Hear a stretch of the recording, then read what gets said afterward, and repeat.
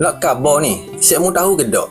Industri permainan video adalah industri yang sentiasa berkembang pesat dengan penghasilan konsol-konsol daripada Microsoft dan Sony. Peperangan di antara kedua-dua syarikat besar ini banyak memberikan tempias dalam menghasilkan permainan video yang semakin canggih. 5 permainan video dengan kos paling tinggi dalam sejarah. Bahagian 2, Grand Theft Auto 5. Permainan video ini antara yang paling popular di dunia daripada kanak-kanak hinggalah orang dewasa. Permainan yang mempunyai reka bentuk yang dikatakan paling unik dalam sejarah ini menelan kos sebanyak 1.4 bilion. Permainan ini direka semula dengan grafik yang lebih hebat untuk PlayStation dan Xbox One pada tahun 2014, setahun selepas dilancarkan pada tahun 2013. Kutipan penjualan GTA 5 adalah sangat memberangsangkan pada 24 jam pertama iaitu sebanyak 3.13 bilion.